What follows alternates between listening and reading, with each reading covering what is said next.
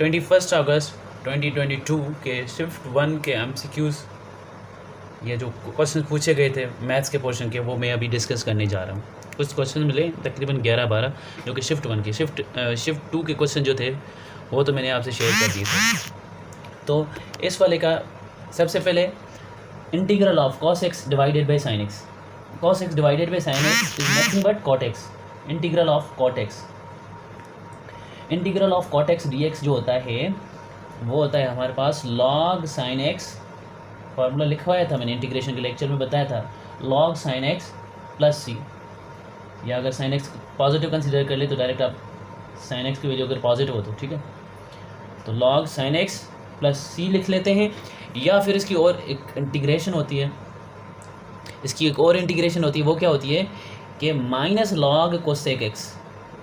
अब ये यहाँ पे ऐसा क्यों आ गया मैं बताता हूँ। Minus log cosec x plus C, ये अगर ये वाला ऑप्शन था कहीं उधर टेस्ट में तो ये वाला सही है, अगर ये भी था तो दोनों सही है।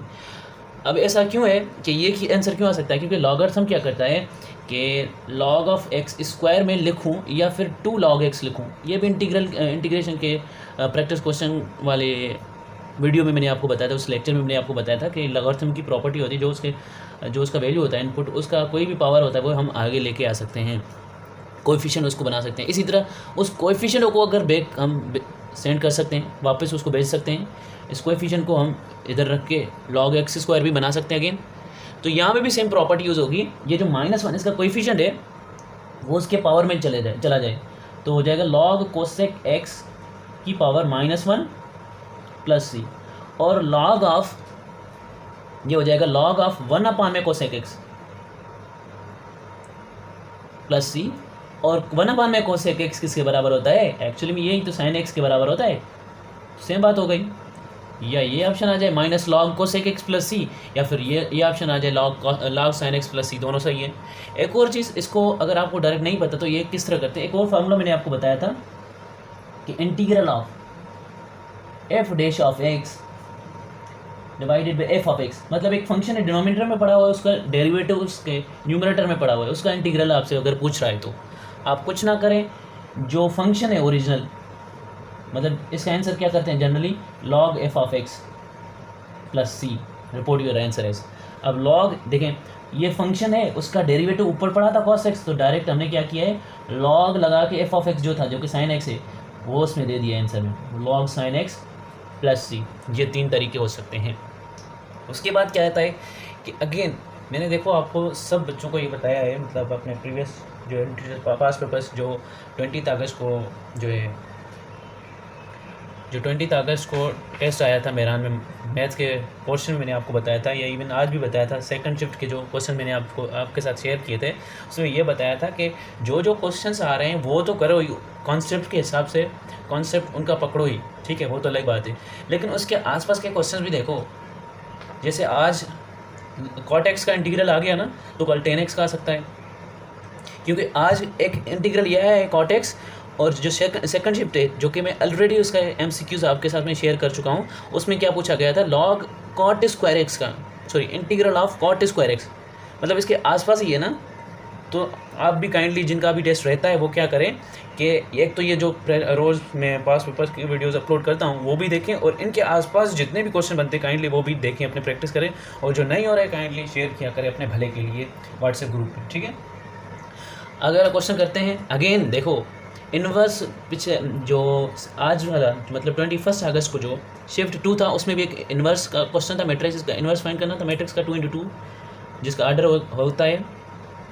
एक ऐसा सेकंड शिफ्ट में भी पूछा गया आज, और ये फर्स्ट शिफ्ट में भी पूछा जा रहा है। और क्या है, और क्या सीन था कि कल जो शिफ्ट 1 था और शिफ्ट 2 मतलब 20 अगस्त को, उसमें भी इन्वर्स के क्वेश्चंस थे, मतलब इसके आसपास ही सिर्फ डेटा ही चेंज किए। तो आप इस तरह करें, ठीक है, जो मैंने टिप्स बताई हैं कि इनके आसपास के क्वेश्चन आप प्रैक्टिस करें खुद से। 25 आउट ऑफ 25 नंबर्स लेना कोई बड़ी बात नहीं है, एटलीस्ट 23 प्लस आने चाहिए, 23 आने चाहिए, ठीक है। सारे के सारे आसान चीज़ें ही आ रही हैं। इसका इन्वर्स फाइंड करना है, इन्वर्स का फॉर्मूला आता है A inverse is equal to adjoint of A. Adjoint इसका कैसे फाइंड करते हैं, फर्स्ट एंड फोर्थ प्लेस को रिप्लेस कर देते हैं और एक्सचेंज कर देते हैं, तो यहाँ पे 1 6 आ जाएगा, और जो ये सेकंड और थर्ड पोजीशन पे होते हैं इनकी सिर्फ साइन चेंज करते हैं। अब जीरो पॉजिटिव नेगेटिव मतलब 0 के साथ अगर माइनस रख भी दो तो अगेन 0 ही होगा। -3 है तो +3 कर देंगे, डिवाइडेड बाई,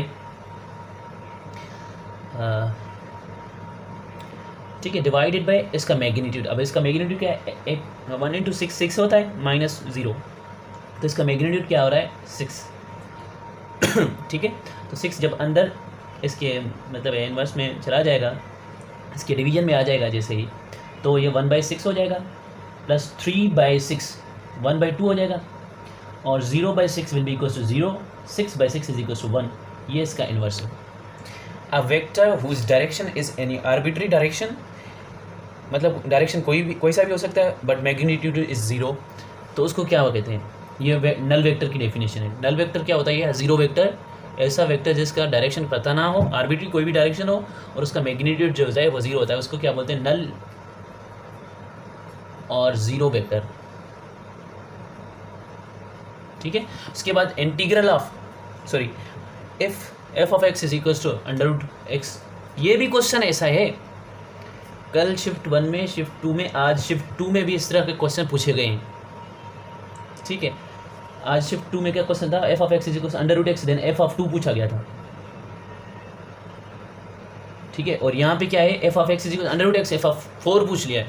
तो कुछ ना करो, जो फंक्शन है उसमें x की जगह, ये मतलब जो फंक्शन है एक्चुअली में उसकी x की जगह 4 पुट कर देंगे, 4 पुट कर देंगे तो f ऑफ जो √4 है 2 के बराबर था, इसका 2 आंसर है। Alright, roots of this equation is outer product 3 × 5 15 बन रहा है, तो इसको स्प्लिट कर देंगे इस तरह के, उनका जो सम है वो -8x अगेन आ जाए, और इनके कोएफिशिएंट का प्रोडक्ट जो है वो 15 बन रहा हो, तो वो है 5x² - 5x - 3x + 3 is equal to 0। देखिए, इनको ऐड करने पे अगेन -8x बन रहा है, और इनको इनके जो कोएफिशिएंट्स हैं उनको मल्टीप्लाई करने पे -3 × -5 माइनस प्लस का 15, जो कि इनके आउटर प्रोडक्ट के बराबर है, सॉरी इनके आउटर प्रोडक्ट। ठीक है, तो ये करना होता है फैक्टराइजेशन में। तो 5x यहाँ से कॉमन लेते हैं, x - 5 x - 1 सॉरी x - 1, और यहाँ से -3 कॉमन लेते हैं, तो यहाँ पे भी x - 1 जनरेट हो गया, is equal to 0। 5x - 3 is equal to 0, और x is equal to 3/5 is our one answer, and other answer is x - 1 is equals to 0, x is equals to 1। ठीक है, तो ये वाला क्वेश्चन था। उसके बाद आता है, ये सेट है, एक set of fourth roots of unity है। ठीक है, क्यूब रूट्स ऑफ यूनिटी कौन से थे, 1 ओमेगा एंड ओमेगा स्क्वायर, ये होते हैं fourth unit of unity. Actually में यहाँ पे क्या हो रहा होता है कि x + 4 is equal to 0, x + 1 is x + 1 x power 4 + 1 is equal to 0, x is equal to x की power 4 is equal to -1, x की पावर 4 इज इक्वल टू -1 हो जाएगा। तो यहाँ से हम जब फैक्टर्स निकाल लेते हैं, मैक्सिमम पावर 4 है, इसके 4 फैक्टर्स निकलेंगे, और वो कौन से फैक्टर्स होंगे, 1 -1 आयोटा एंड माइनस आयोटा आते हैं। अब इसको, ये जो है एबिलियन ग्रुप है, under what operation it is abelian group. तो एबिलियन ग्रुप जो होता है वो 5 प्रॉपर्टीज सेटिस्फाई करता है, मतलब वो क्लोयर प्रॉपर्टी को भी सेटिस्फाई करता है, और वो जो है एसोसिएटिव को भी सेटिस्फाई करता है, एसोसिएटिव, यस ठीक है, स्पेलिंग यार आप देख लेना, सही है, एसोसिएटिव प्रॉपर्टी को सेटिस्फाई करता है। उसके बाद आइडेंटिटी प्रॉपर्टी, यानी कि आइडेंटिटी एलिमेंट, जो भी ऑपरेशन आप ले रहे हैं उसका आइडेंटिटी उसमें मौजूद होना चाहिए, और इन्वर्स भी मौजूद होना चाहिए, इन्वर्स प्रॉपर्टी को या इन्वर्स लॉ को सेटिस्फाई करना चाहिए। और अगेन जो है 5th प्रॉपर्टी जो है वो कम्यूटेटिव लॉ को, एबिलियन वो होता है जो ग्रुप भी हो और कम्यूटेटिव को भी सेटिस्फाई कर रहा हो। ठीक है, मतलब एबिलियन ओवरऑल क्या हो गया, 5 के 5 प्रॉपर्टीज़ जो है वो आपके सेटिस्फाई कर रहा हो। तो जब ऐड करेंगे तो एडिशन में क्लोयर प्रॉपर्टी देखें, एडिशन में क्लोयर प्रॉपर्टी एडिशन में ही जो है वो फेल हो रही है, मतलब ये एबिलियन ग्रुप है, अंडर एडिशन नहीं है। कैसे, 1 और -1 को ऐड कर रहे हैं तो हमें 0 जनरेट होता मिल रहा है, 1 + -1 इज 0 इस वाले एलिमेंट में है ही नहीं। मतलब हमने क्या पढ़ा था, क्लोयर प्रॉपर्टी क्या होती है, जो ऑपरेशन आप कर रहे हैं वो किसी 2 एलिमेंट्स के दरमियान करवाओ, और उसके बाद जो है जो रिज़ल्ट आए वो भी उस सेट में, गिवन सेट में होनी चाहिए। -1 + 1 दोनों को ऐड किया तो 0 मिल रहा है, जो कि इस वाले सेट में है नहीं। ठीक है, इस वाले सेट में है नहीं, तो इसका मतलब ये क्लोयर प्रॉपर्टी को सेटिस्फाई नहीं कर रहा, मतलब ये एबिलियन ग्रुप अंडर एडिशन नहीं है। एसोसिएटिव प्रॉपर्टी को सब्ट्रैक्शन का भी, मतलब अगर सब्ट्रैक्शन के लिए चेक करें तो एसोसिएटिव प्रॉपर्टी को सब्ट्रैक्शन जो है वो सेटिस्फाई नहीं करती, तो मतलब ये एसोसिएटिव नहीं हुआ। तो अगर एसोसिएटिव नहीं है तो एबिलियन ग्रुप भी नहीं हुआ। उसके बाद आइडेंटिटी एलिमेंट इसमें एडिशन के लिए ज़ीरो नहीं है, ठीक है, मतलब वैसे हमने चेक कर लिया है कि ये एडिशन भी नहीं हो सकता, ये सब्ट्रैक्शन भी नहीं हो सकता। अभी मल्टीप्लिकेशन के लिए चेक करें तो मल्टीप्लिकेशन के लिए क्या है, क्लोयर प्रॉपर्टी, किसी भी दो एलिमेंट्स को मल्टीप्लाई करो, -1 × 1 इज़ -1 जो कि इस सेट में है, और इट सेल्फ भी प्रोडक्ट विथ इट सेल्फ भी कर सकते हैं। 1 × 1 इज़ 1 जो कि इसमें है, -1 × -1 इज़ +1 अगेन इसमें है, iota × iota square that is -1 इसमें है, minus iota × iota is equal to minus iota square -1 के बराबर है, -1 +1, तो ओवरऑल +1 इसमें है। मतलब ये क्लोयर प्रॉपर्टी अंडर मल्टीप्लिकेशन को तो सेटिस्फाई कर रहा है और एसोसिएटिव को भी सेटिस्फाई करेगा। कैसे, तीन भी तो मतलब एसोसिएटिव प्रॉपर्टी क्या होती है under multiplication, A × B × C अगर कर रहे हैं आप, ये बराबर होना चाहिए A × B × C के। कोई भी तीन एलिमेंट्स उठाओ और ऐसे पुट करो, आपके पास में रिजल्ट सेम आ रहा होगा। जैसे -1 और 1 × आयोटा में उठाऊँ, और या फिर इसको ऐसे ही करूँ, -1 × 1 एंड देन आयोटा मल्टीप्लाई कर दूँ, दोनों का मुझे रिजल्ट सेम ही मिलना चाहिए। 1 × आयोटा आयोटा होता है और ये माइनस आयोटा बन गया, ये वाला रिजल्ट भी माइनस आयोटा बनना चाहिए। 1 × -1 इज़ -1 × आयोटा, तो ये माइनस आयोटा ये भी बन गया, ठीक है। मतलब ये क्या है, ये एसोसिएटिव प्रॉपर्टी को भी सेटिस्फाई कर रहा है। और आइडेंटिटी एलिमेंट, मल्टीप्लिकेशन का आइडेंटिटी एलिमेंट कौन सा होता है, 1 आइडेंटिटी एलिमेंट भी इसमें मौजूद है। और इन्वर्स क्या है, एक्चुअली में हर एलिमेंट का इन्वर्स जो है, लेट से 1 का इन्वर्स जो होता है, 1 का इन्वर्स 1/1 होता है, जो कि अगेन 1 के बराबर है। तो इसमें इन्वर्स जो है 1 का इन्वर्स मौजूद है, -1 का इन्वर्स जो कि -1 खुद होता है, -1/1 में मतलब 1/1 में -1 करेंगे तो वो भी एक्चुअली में -1 के बराबर आएगा, जो कि -1 इसमें है। और inverse element of iota, iota का इन्वर्स क्या होता है, माइनस आयोटा। 1 आयोटा, इसका इन्वर्स क्या होता है, माइनस आयोटा। कैसे, आयोटा इसका इन्वर्स 1/आयोटा, 1/आयोटा तो -1 आयोटा के बराबर होता है, मैंने बताया था अपने लेक्चर्स में। और इसी तरह माइनस आयोटा का जो इन्वर्स है वो आयोटा है, वो भी इसमें है। इसका मतलब ये इन्वर्स लॉ को भी सेटिस्फाई कर रहा है। कम्यूटेटिव को तो वैसे भी कर रहा है ना, किसी भी दो एलिमेंट्स को उठाओ, मल्टीप्लाई कराओ। देखें 1 × -1 लिखूँ, मतलब कम्यूटेटिव प्रॉपर्टी क्या करिए, A × B is equal to B × A, मतलब आगे पीछे कर लो, आगे या पीछे 2 × 3 करूँ या 3 × 2 करूँ, अगेन 6 ही रिजल्ट मिलने वाला है ना। तो कम्यूटेटिव को भी ये सेटिस्फाई कर रहा है। इसका मतलब ये जो है एबिलियन ग्रुप अंडर मल्टीप्लिकेशन है। अगर मल्टीप्लिकेशन वाला ऑप्शन था तो वो ऑप्शन करेक्ट ऑप्शन है, बाकी के जितने भी नन ऑफ दीज था या एडिशन सब्ट्रैक्शन या डिवीजन था वो भी नहीं है, ठीक है।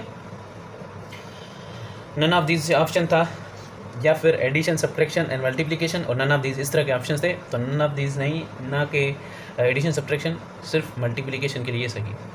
उसके बाद nth टर्म, देखिए अगेन इस तरह का क्वेश्चन कल के शिफ्ट 1 शिफ्ट 2 में पूछा गया था, आज के शिफ्ट 2 में भी पूछा गया, शिफ्ट 1 में भी आ गया रूट्स वाला। और क्या गया, ग्रुप्स से रिलेटेड एक क्वेश्चन आया था, मतलब ग्रुप्स को अच्छे से थोड़ा पढ़ लें। उसके बाद क्या है कि nth टर्म दे देते हैं, चारों के चारों शिफ्ट, अभी तक 4 शिफ्ट्स हो गए, चारों के चारों शिफ्ट्स में कोई भी nth टर्म देते थे और आपसे सीक्वेंस पूछ लेते हैं कि कौन सी सीक्वेंस कैसे बन रही है वो, ठीक है। तो ये ऑलमोस्ट ये फोर्थ जो है, मतलब फोर्थ शिफ्ट के क्वेश्चन मैं आपसे शेयर कर रहा हूँ। टोटल अभी तक 4 शिफ्ट हुए हैं, 20 अगस्त शिफ्ट 1 शिफ्ट 2 और 21 अगस्त शिफ्ट 1 शिफ्ट 2। फोर्थ जो है, मतलब ऐसे समझो फोर्थ शिफ्ट के क्वेश्चन में शेयर कर रहा हूँ, उसमें अगेन nth टर्म जो है दिया गया है और सीरीज़ या सीक्वेंस पूछ रहा है। तो आपने क्या करना है, तो सीक्वेंस क्या है, it is a function from n to r, मतलब इसका जो डोमेन होता है, रियल सीक्वेंस के लिए बता रहा हूँ, जो इसका डोमेन होता है वो नेचुरल नंबर होता है, आउटपुट एनी रियल नंबर हो सकता है। तो आपने डोमेन जो है वो स्टार्ट करें 1 2 3 इनमें से कोई भी पुट करो। तो इसमें जब 1 पुट करेंगे, 1 + 2/1, 1 पुट करने पे रिजल्ट क्या बन रहा है, 1 + 2/1 है, इज 2 अगेन, 2 + 1 = 3 हो जाएगा। और जब मैं 2 पुट कर रहा हूँ, 2 पुट करने पे 1 + 2/2, 1 + 2/2 2 से कैंसिल होकर 1 + 1 बनेगा, जो कि 2 के बराबर है। अगेन जब मैं करूँगा 3 पुट करूँगा तो मेरे पास में क्या आएगा, 2/3, 1 + 2/3 आ जाएगा। और ये इसके साथ मल्टीप्लाई होगा, मतलब एलसीएम ओवरऑल जो आ जाएगी 3 + 2 5 / 3, 5 / 3 आ जाएगा। इसी तरह 4 जब पुट करेंगे तो 1 + 2 / 4 इज 1/4 1/2 होता है। सो 1 + 1/2 1 + 1/2 जो कि 3/2 के बराबर होता है। इसी तरह सीक्वेंस बन गई हमारे पास में। सीक्वेंस कहाँ से स्टार्ट हो रही है, 3 2 5/3 3/2 और आगे इस तरह बढ़ती जा रही है सीक्वेंस। आप वैल्यू पुट करते जाएं। अगर आपको 9th टर्म चाहिए तो इनकी जगह 9 पुट कर दो, बात ख़त्म। ठीक है, उसके बाद हमारे पास कुछ क्वेश्चन हैं। ठीक है, बाकी इतने से क्वेश्चन है। क्वेश्चन नंबर 8, इनवर्स कल तो शायद नहीं पूछा गया था, लेकिन आज शिफ्ट 2 में पूछा गया था और शिफ्ट 1 में भी अगेन सवाल आ गया। बिल्कुल एग्जैक्ट सेम है। यहाँ पे सिर्फ शिफ्ट 2 में जो है यहाँ पे 1 था आई थिंक, बाकी क्वेश्चन सेम है। और एफ इनवर्स ऑफ 3 ही पूछ रहा था। सबसे पहले इसका इनवर्स फाइंड करेंगे। पहले कंडीशन देखेंगे कि इनवर्स जो है वो बाइजेक्टिव फंक्शन का इनवर्स एग्जिस्ट करता है। बाइजेक्टिव मतलब ऐसा फंक्शन जो सर्जेक्टिव भी हो और इंजेक्टिव भी हो, 1 भी हो और ऑन 2 भी हो। ठीक है, सबसे पहले इनवर्स फाइंड करेंगे। इनवर्स के लिए एक्स की जगह वाई और वाई की जगह हम एक्स पुट कर देते हैं। एक्स की जगह वाई और वाई की जगह एक्स पुट कर देते हैं, तो अपना आंसर निकालो। x is equal to Y -5 divided by Y plus 6। अब y के लिए सॉल्व करूँगा तो मैं क्रॉस मल्टीप्लाई करवा लूँ। जब क्रॉस मल्टीप्लाई करवा लिया तो x Y plus 6x obtain हो रहा है is equal to Y -5। Rearrange करके y वाले टर्म्स एक साइड लेके आओ, तो रीअरेंज करके y के टर्म्स एक साइड लेके आया जब मैं x वाई -5 हो गया इज इक्वल टू 6x उस साइड चला जाए तो ये -6x -5 हो जाएगा। ऑलराइट, और जो y जब कॉमन लेंगे तो x -1 is equal to -6x -5। ठीक है, ये वाली क्वांटिटी बच रही है। और क्या कर सकते हैं हम, अब मुझे y की वैल्यू चाहिए जो कि एक्चुअली में f इनवर्स ऑफ x है। इनवर्स ही फाइंड कर रहे हैं ना, तो वो ऑब्टेन होगी -6x -5 डिवाइडेड बाई x -1। अब यहाँ पे जस्ट क्या है, इनवर्स फाइंड हो गया। इनवर्स हमारे पास में क्या मिल गया, f इनवर्स ऑफ x जो है वो हमारे पास -6x -5 divided by x -1। So f inverse of 3 जब पुट करेंगे, f inverse of 3 is equal to -6 into 3 is -18 -5 पहले से ही पड़ा हुआ है, डिवाइडेड बाई जब इधर जो है जब 2 पुट करेंगे 3 पुट करेंगे 3 - 1 इज इक्वल टू 2। इसका मतलब f इनवर्स ऑफ 3 जो है वो हमारे पास आंसर क्या आ रहा है, 23 डिवाइडेड बाई 2 -23 डिवाइडेड बाई 2।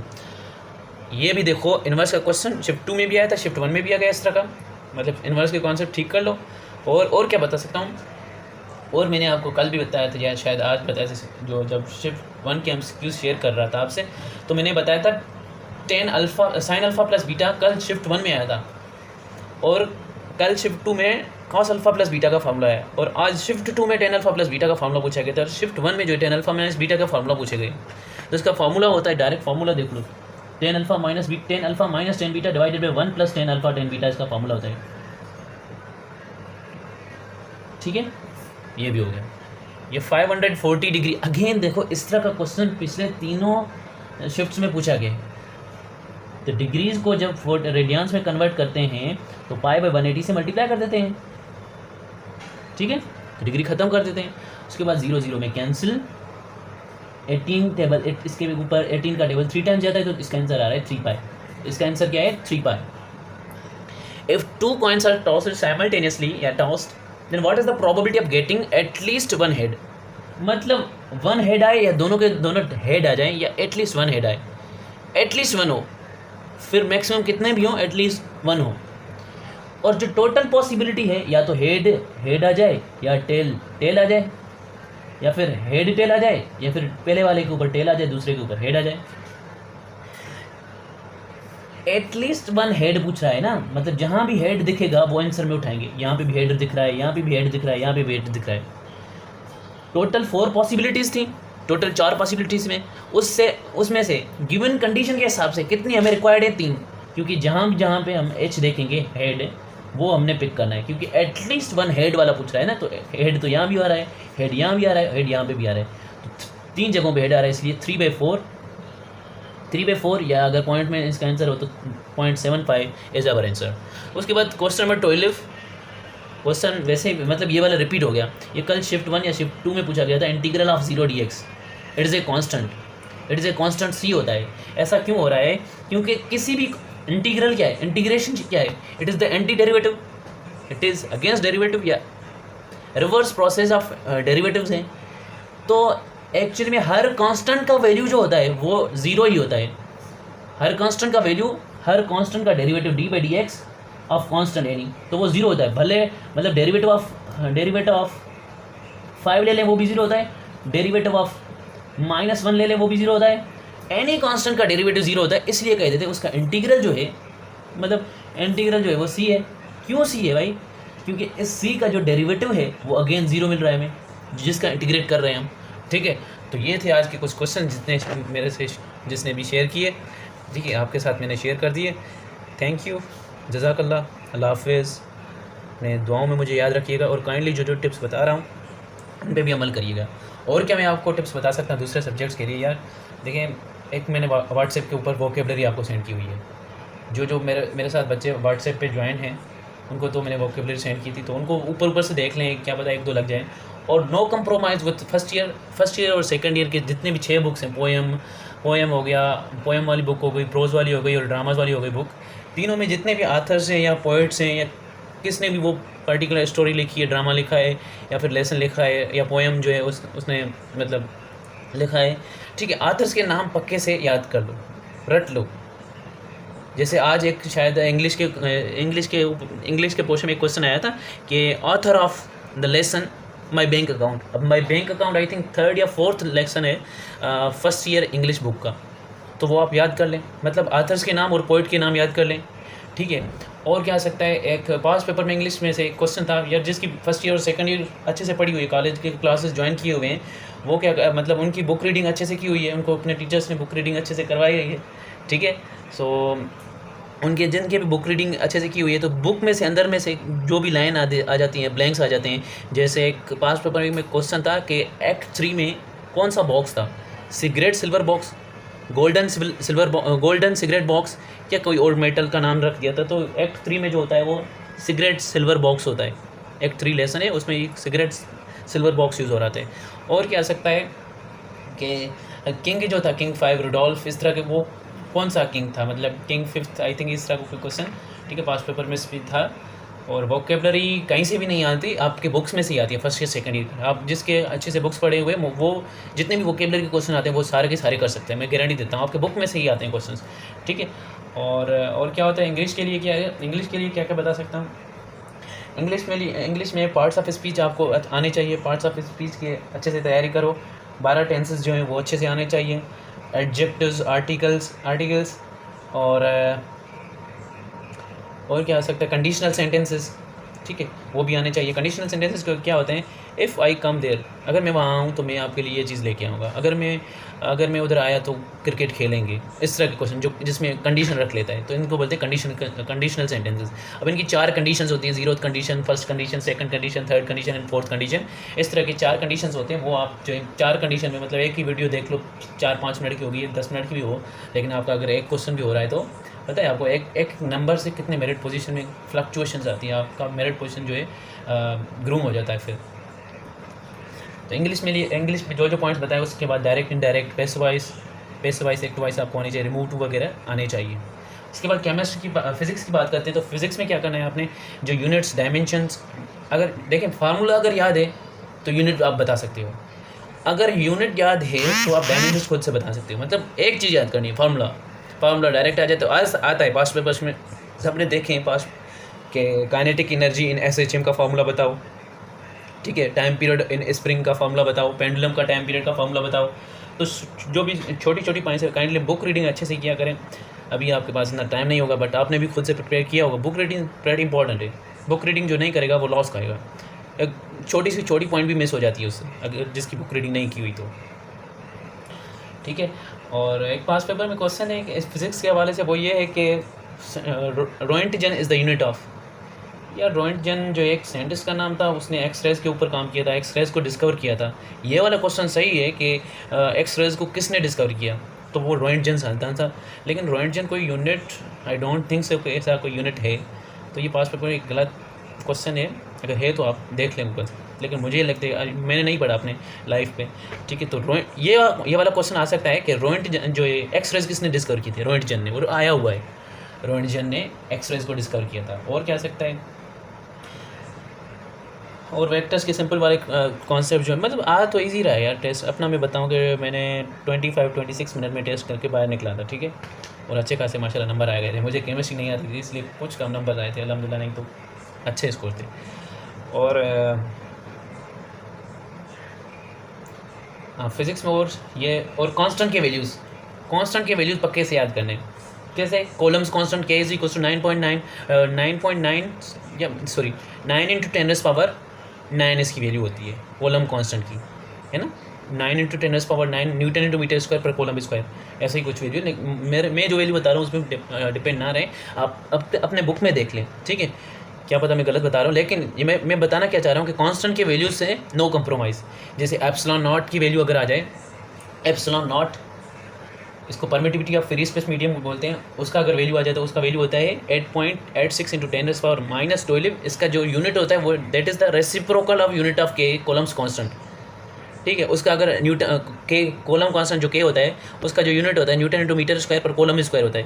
तो जो एप्सिलॉन नॉट है उसका जो यूनिट होता है वो होता है कॉलम स्क्वायर पर newton into metre square, alright. तो इस तरह की कंडीशन, मतलब जो मैंने अभी तक क्या बताया आपको कि डायमेंशंस, यूनिट्स, फार्मूलाजम इतने नहीं, ऊपर से छोटे मोटे जो एफ इजिकल सेम है, जैसे या time period of pendulum, time period of spring, इस तरह के सिंपल वाले। डीप में नहीं जाना, कोई मसला नहीं है।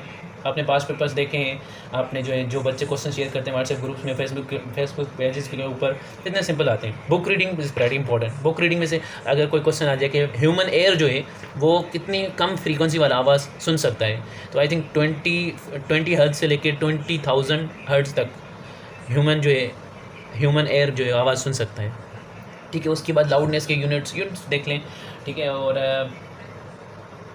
बस यही देख लें। बुक रीडिंग कर लो, बुक रीडिंग हर चैप्टर की इंपॉर्टेंट है। बुक रीडिंग ऊपर से मतलब पढ़ के ही जाओ, क्योंकि वहाँ पे क्या होता है, एक तो सिंपल क्वेश्चन होता है, मतलब एक लाइन का। अगर आपको नहीं भी आ रहा होगा, मतलब आपका कॉन्सेप्ट भले ही क्लियर ना हो, बट क्योंकि रटे वाले क्वेश्चन आते हैं काफ़ी, अगर आपकी एक भी दफ़ा बुक रीडिंग की हुई है ना ऊपर से, तो एटलीस्ट आप उधर ऑप्शंस देख के आपको क्लिक होगा आपके दिमाग में कि अच्छा ये वाली चीज़ तो पढ़ी हुई लग रही है, मैंने पढ़ी थी, शायद ये आंसर हो। तो एटलीस्ट आप जो मोस्ट प्रोबेबली सही करें वो क्वेश्चन इस तरह, ठीक है। बुक रीडिंग यार करो अभी, जिसके पास टाइम है, जिनका 30 अगस्त को टेस्ट है या 29 अगस्त को, या इवन जो कर सकता है अभी भी, क्योंकि देखें आपने प्रिपरेशन बुक से ही की होगी, तो बुक रीडिंग इंपॉर्टेंट है, बुक रीडिंग कर लेना। और क्या आ सकता है, और जो भी इंशाल्लाह नेक्स्ट वीडियो में बताऊंगा। तब तक के लिए जो केमिस्ट्री बता देता हूँ, लास्ट क्वेश्चन केमिस्ट्री मुझे खुद नहीं आती, लेकिन इतना बता दूँ कि केमिस्ट्री में मोल इस तरह की जो definition, empirical formula, molecular formula, इस तरह के फार्मूला, इनके कॉन्सेप्ट थोड़े से मतलब थोड़े देख ले, बुक में सिंपल चीज़ें ही आती हैं, और इनके कॉन्सेप्ट की ज़रूरत नहीं है, लेकिन बस ऐसे डेफिनेशन याद कर लो, डेफिनेशन की थोड़ी कॉन्सेप्ट समझ लो, ठीक है। और क्या सकते हैं, सेकंड चैप्टर अच्छे से रीड करो, पॉइंट्स आ जाते हैं उसमें से। ये जो 3 स्टेट्स ऑफ मैटर वाला है, गैसेस, लिक्विड, सॉलिड्स, ये अच्छे से पढ़ें। एमॉर्फस सॉलिड में क्या होता है, कितनी एंगल बनती है, पता नहीं 6 टाइप्स ऑफ सॉलिड्स होते हैं, एमॉर्फस सॉलिड, क्रिस्टलाइन, पता नहीं जो भी होते हैं, ठीक है। इस तरह के पॉइंट्स आपने खुद से निकालने हैं। ये सेकंड चैप्टर इंपॉर्टेंट है। उसके बाद एटॉमिक स्ट्रक्चर वाला, इलेक्ट्रॉनिक कॉन्फ़िगरेशन से रिलेटेड क्वेश्चंस बनते हैं, या Niels Bohr atomic model, Rutherford ने गोल्ड मेटल फॉइल में कितने अल्फा रेस पास कराए थे, और क्या क्या हुआ था, नील बोर ने क्या कराया, और नील बोर ने कौन से एटम पे काम किया जब उसने रेडियस के ऊपर यानी कि एटम की रीडिंग की, तो जब उसने रदरफोर्ड को गलत करार दिया तो उसने किस एलिमेंट पे काम किया था। और आई थिंक इसका जो नील बोर भी एक्चुअली रदरफोर्ड को तो फेल कर दिया उसने, लेकिन अपना जो इसने रूल दिया था वो हाइड्रोजन के ऊपर सिर्फ वैलिड था, मतलब हाइड्रोजन एलिमेंट के लिए सही था, बाकी तो पता नहीं कहाँ पहुँचे थे, ठीक है। छोटे छोटे पॉइंट्स देखें कि नील बोर जो है ना, उसका जो मॉडल था वो हाइड्रोजन एटम के ऊपर था, बाकी सारों के लिए नॉन वैलिड था। तब भी जो मैं बता रहा हूँ उस पर इतना डिपेंडेंट ना रहें, बुक रीडिंग अच्छे से कर लें, right. Book reading is very important for every entry test. पता नहीं बच्चे क्यों ओरिजिन ऑफ क्वेश्चन भूल जाते हैं, परेशान होकर बैठ के हो रहे होते हैं कि टेस्ट की तैयारी कहाँ से करें। अपने बुक से करो, अपनी बुक रीडिंग करो, अपने मार्क्स ले लो, बाकी फजूल में परेशान ना हो। टेस्ट कहीं से भी नहीं आ रहा, आपके बुक में से ही आ रहा है। मैं आपको एक क्वेश्चन दिखाऊँ, आपके बुक में से ही है, ठीक है। तो केमिस्ट्री में एक केमिकल इक्विलिब्रियम वाला चैप्टर है, उसको भी देख लें। Hydrogen bonding, ionic bond, chemical bonding में जितने भी डेफिनेशंस आते हैं और उससे रिलेटेड थोड़े एंड वो जो होते हैं ना sp2 हाइब्रिडाइजेशन, उससे रिलेटेड कॉन्सेप्ट्स देख लें। बाकी के चैप्टर्स की क्या नाम है फर्स्ट ईयर में से मुझे नहीं याद, ठीक है। और सेकंड ईयर में से जो पीरियोडिक टेबल है ना, पीरियोडिक टेबल वाले जितने भी चैप्टर्स हैं, कि डोब्राइनर की स्टेटमेंट क्या थी, या जो है डोब्राइनर की स्टेटमेंट क्या थी, ऑक्टेट रूल क्या था, न्यूलैंड लॉ ऑफ ऑक्टेट क्या है, इस तरह की जो भी रिलेटेड पॉइंट्स हैं, जितने भी साइंटिस्ट थे या केमिस्ट थे, उनके जो स्टेटमेंट्स हैं वो आप सही से पकड़ लें, ठीक है। उन्होंने क्या कहा था और किस सदी में या किस साल में उन्होंने वो बताई थी पॉइंट, या कुछ भी कॉन्सेप्ट इंट्रोड्यूस करवाया था, कुछ भी वॉटेवर। तो जो इनमें मतलब जो पीरियोडिक टेबल वाले जितने भी चैप्टर्स हैं उनमें क्या करना है, SPDF आई थिंक ब्लॉक्स होते हैं, उनमें एलिमेंट्स क्या होते हैं, किस तरह मैनेज हुए होते हैं, टोटल पीरियोडिक टेबल में एलिमेंट्स कितने हैं, उनमें से रेडियोएक्टिव एलिमेंट कितने हैं, अभी तक कितने डिस्कवर हो चुके हैं, सच कुछ मतलब एग्जैक्टली, और इस तरह के क्वेश्चन आए हुए हैं। और क्या आ सकता है कि पीरियोडिक टेबल में एक और चीज़ कि left to right electron affinity जो है वो डिक्रीज़ होती है, मतलब इलेक्ट्रॉन एफिनिटी, ऐसा क्वेश्चन आ सकता है कि electron affinity increases from left to right, right to left, top to bottom, या टॉप बॉटम टू टॉप, इस तरह के क्वेश्चन बन सकते हैं। इलेक्ट्रोनेगेटिविटी मैक्सिमम किसकी होती है, जैसे फ्लोरीन की इलेक्ट्रोनेगेटिविटी मैक्सिमम होती है, इलेक्ट्रोनेगेटिविटी डिपेंड्स अपॉन व्हाट, ये इस तरह के क्वेश्चन। प्रॉपर्टीज़ याद करें, chemical properties, physical properties, physics में हो, मैथ्स में हो, दोनों में करनी है, ठीक है, याद आ गया, अच्छी पॉइंट है। केमिकल प्रॉपर्टीज़ और फिजिकल प्रॉपर्टीज़ से नो कम्प्रोमाइज़ आते रहते हैं क्वेश्चन। और लास्ट वाला जो चैप्टर है, अच्छा, ऑर्गेनिक केमिस्ट्री में से अभी भी आ रहा है, प्रीवियस ईयर मैंने भी टेस्ट दिया था, उसमें भी आए थे जो फिनोल वगैरह के क्वेश्चंस होते हैं, फिनोल, कीटोन, अल्डिहाइड, फिनोलोल जो भी होते हैं मुझे नहीं आते, ठीक है। और फिनोलोल बस जान छुड़वा ली थी, और इथाइलोल, मिथाइलोल, जो भी है ना, मिथाइल अल्कोहल, कीटोन, अजीब नाम जितने भी हैं आपने याद रखने। और किस साइंटिस्ट ने यूरिया के ऊपर काम किया था, यूरिया फर्स्ट टाइम किसने प्रिपेयर किया था, इस तरह के पॉइंट्स उठा लो अपने बुक्स में से ही।